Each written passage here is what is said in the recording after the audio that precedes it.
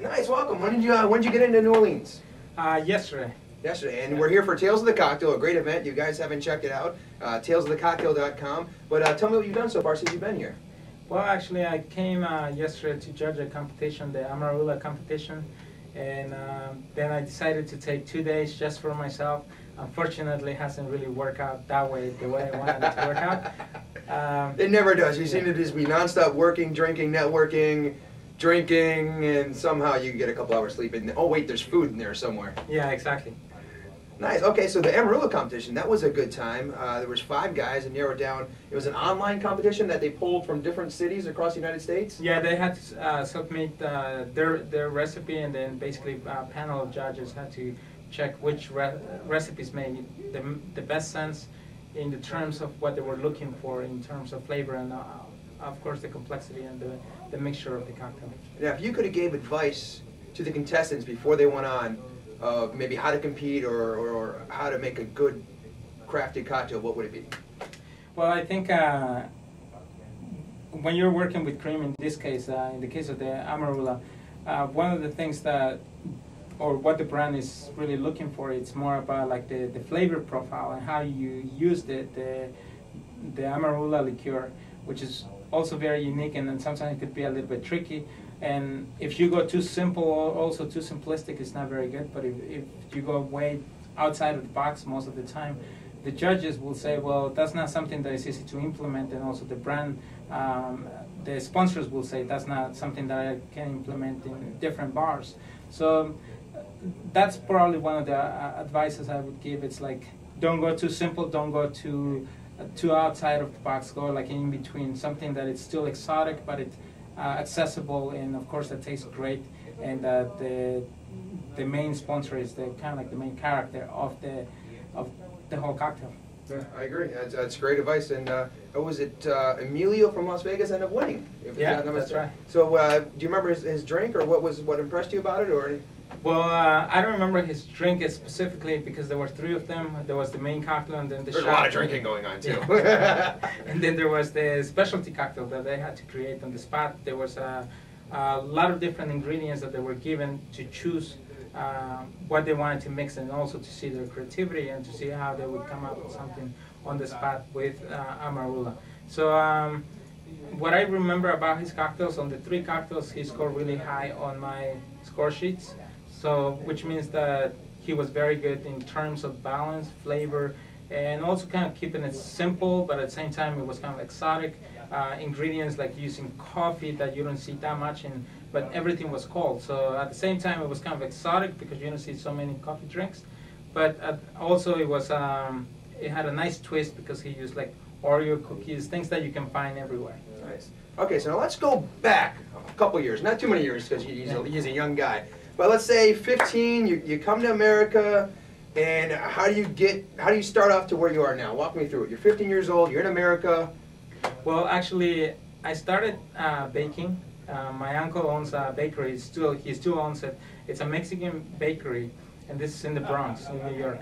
So I started making the bread. I started baking for the first 3 months that I'm here. My brother didn't want me to work. He's like, you got to go to school. And I'm like, you know, I got to work, and I'm going to go to school too. I have always been kind of like, I like having my own decisions and everything since I was in Mexico, even though my parents didn't really like that. But the thing is that after I worked for 3 months, my brother is like, okay, I need you to stop making bread. I need you to do something else.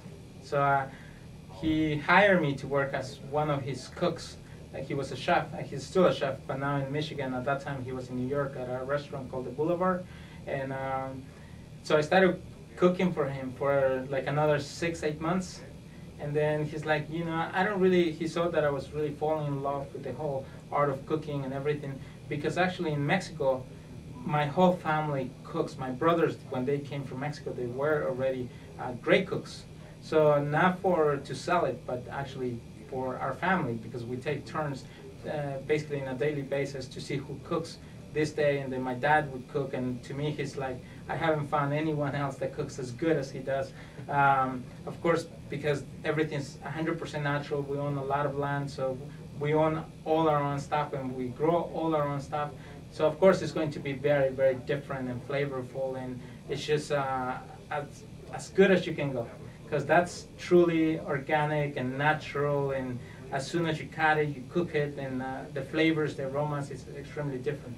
So then I started actually working as a busboy, because I was at the bottom. Yeah, I was actually still going to school for, of course, for English, and I was at a high school, a Catholic school in Manhattan, and then I finished school, and then I went to a school for languages. So I studied French and English, like grammar and different things. And then I decided to study computer graphic design, because my brother didn't want me to work anymore in the restaurant business. So I studied computer graphic design. I finished, I was really, really young. I worked 3 months, and I'm like, this is not for me. This is not what I want. I like the restaurant business. There's something attractive about it. So I did. I was a waiter. I was a host, answering the phones to take delivery orders, and basically I did everything in the restaurant business. And then I became a manager. I was really, really young. I was like 21. And then I left the restaurant business. I went to work as a computer graphic designer. 3 months. I went back. I said, this is my life. This is what I want. And I went to study for a sommelier. So I became a sommelier. I was really the youngest sommelier in the U.S. I was it's a huge accomplishment. 22 at that time. And I became like really well known in the circle of sommeliers in the first like year or so, because everyone used to say you have a great palate. Like they would give me a wine and I would describe it, and it was not something that I was, because I was making it up. It was something what I was tasting. But the thing is that I grew up drinking in small portions. My parents always gave us beer, wine, sangrias, and different things that my dad used to make. Thanksgiving was always fun at their house. Yeah, exactly. So it was never, like something that I really needed to have, because my parents, we had that anytime I wanted to. So and I never became, like I never drank too much. I still don't drink too much, and it's not because I don't like drinking. It's just, I like drinking slowly. I like enjoying the drinks. I like really getting the flavors and enjoying like the complexity, because I find that every spirit has its own flavor profile, and the same with wine, with beer, with cocktails, with everything. It's kind of like a story in a glass. So that's what I like. That's what I like, to drink it very slow.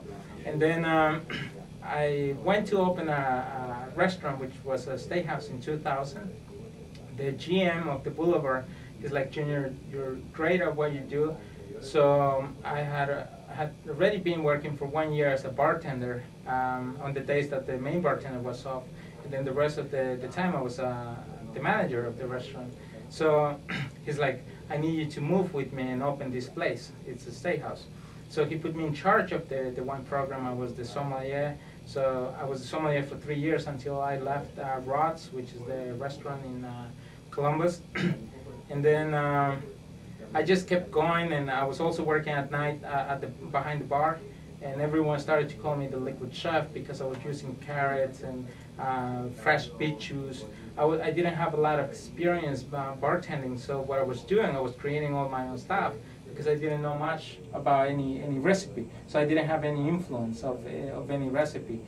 So the people that used to go there, we had a really good specialty drink menu, which was, but everything was kind of exotic, especially back in 2001, where there was like no cocktail movement the way there is now. So everyone was having like cool, unique, different cocktails that didn't really exist before. And everyone used to call me, we came to see the liquid chef, kind of like making fun of it, like in a jokingly way. The liquid chef. So now you got the story of the liquid chef, and we're going to come back more right after these messages for Junior Merino, and we'll actually find out what he's doing now. We'll be back right after this. Cool. Just hit record.